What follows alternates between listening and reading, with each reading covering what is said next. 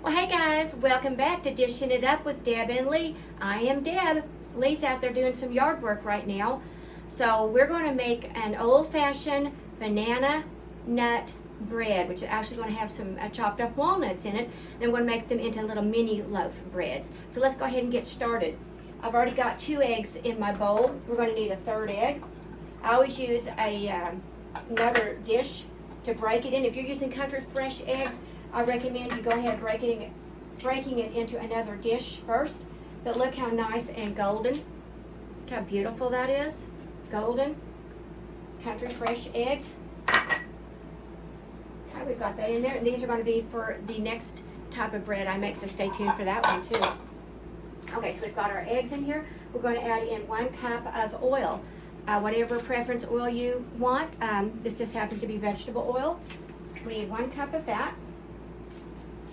Okay, into that we're going to add in, let me go over this, make sure I'm not leaving anything out. 1 cup of, it calls for white granulated sugar. I like to use the golden brown, and then I use a cup of dark brown. I just think it makes it really taste good that way. So we'll go ahead and put in a cup of the golden.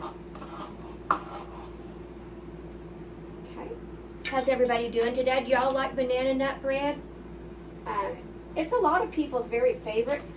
So I'm going to put in a cup of golden brown. We love it. We also love zucchini nut bread. So stay tuned for that video because it's coming. And then I'm going to add in a cup of dark brown. And the dark brown sugar has molasses in it. So it really gives it a nice good flavor. And then just kind of pack that down in there. Okay. Looks good. Alrighty. So we've got our sugars. Okay, and now we're going to go ahead and put in 1 tablespoon of vanilla. Try to get the real vanilla, guys. Don't use that imitation vanilla extract or the vanilla extract. Get the real stuff. It says 100% vanilla. It just tastes better. Okay, and then what I like to do is, this is ground flaxseed. I like to add this in here into my baked goods because it gives a little bit more protein, a little bit extra fiber. So I just put a heaping tablespoon of ground flaxseed in there. Go ahead and put that up here. Get everything put back, and let's go ahead and give this a mixaroo. Okay, I've got this all mixed up, incorporated. And then we're going to go ahead and put in 2 cups of mashed bananas. Make sure they are very ripe. And these were very ripe. Very, very ripe. So we're going to go ahead and put that in there and give that a nice little blend. Okay, then we're going to let that sit and hang out. We're going to go down at the other end of the counter and do the dry. I have another bowl, large mixing bowl, and we're going to do our dry ingredients in it.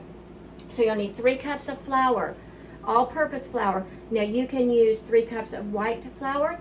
I like to use 1.5 cups of white flour and 1.5 cups of whole wheat flour.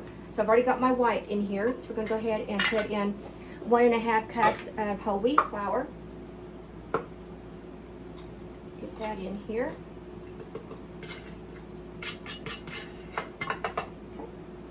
1 cup of that. And then we're going to put 1/2 cup. Let's see. Go. And 1/2 cup. Alright, we've got that in there. Okay, now we're going to put in our leaveners, which this is 1.5 teaspoons of baking soda, 1.5 teaspoons baking powder, 1 teaspoon of salt, and 1 tablespoon of ground cinnamon. So we're going to go ahead and give that a little whisk. Kind of mix that all up together, and then we'll add that to our flour mixture. Looks like that's mixed pretty well. Go ahead and add that in there and incorporate that. Into our flour mixture, we're going to go ahead and add in 1 cup, and these are walnut halves that we went ahead and chopped up a little bit more so they'd be in edible pieces. So we're going to put about a cup of that in this. And the other cup will be for the zucchini nut bread, so we'll be looking for that. So we just go ahead and give them a nice little mix. And then our wet ingredients has been hanging out over here. Give that just a little bit of a stir. And what we're going to do now is just put about half this mixture in here, the dry mixture. Go ahead and give that a nice little mix. Alrighty, go ahead and get you some of these little mini loaf pans. I ordered these off Amazon. You get 6 in a package. They're the non-stick, but I still give these a good spray of non-stick cooking spray. Believe me, you'll want to do that. I can tell you by experience, they will stick. So spray them really good.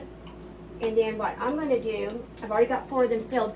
Get you a big soup spoon. If you've got one of these, it's a perfect size. I've tried a ladle, I've tried a little dipping utensil. This is the best thing because you can really get it in there. You're not going to make as big of a mess. So I put that here to show you that it takes 3. And what I do is I put heaping, like a heaping. Let me show you one more.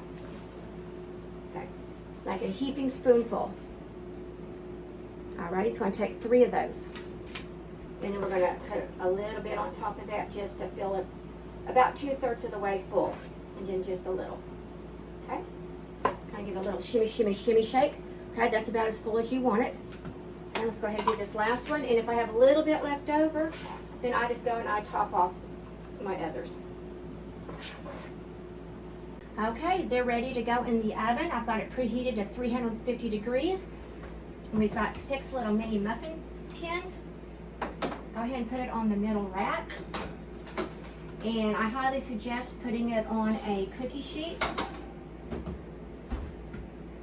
And that way, if they get tilted or anything into the oven, the batter's not going to go all over your oven. Okay, these did bake for 30 minutes at 350 degrees. They came out beautifully. Let me show you these. These are the finished ones. And then I want to show you how easy it is to get out of that pan. So 30 minutes, because this is a very compact batter, especially with those bananas, the mashed bananas, it will take a little bit longer than a normal mini loaf. So remember I told you to spray these really well, even though these are non-stick. Non-stick is very misleading because a lot of times things stick to them. So I sprayed them really well. And then what I do is I just give it a little jiggle jiggle. Comes right out perfectly, just like that. Okay, so I'll let these sit here and cool. This is for an order. And once they're cooled, we'll go ahead and bag those up and deliver. So guys, if you enjoyed this video, please let me know. Give us a heart, give us a comment, and go ahead and spread out the love with our channel and subscribe to Dishing It Up with Deb and Lee. We'd sure appreciate y'all. Have a wonderfully blessed day. We love you. I'll come talking to you soon, and be sure and spread a little love, a little bit of joy, and what? A whole lot of kindness, guys, because this world needs it. I'll come talking to you soon. Bye-bye.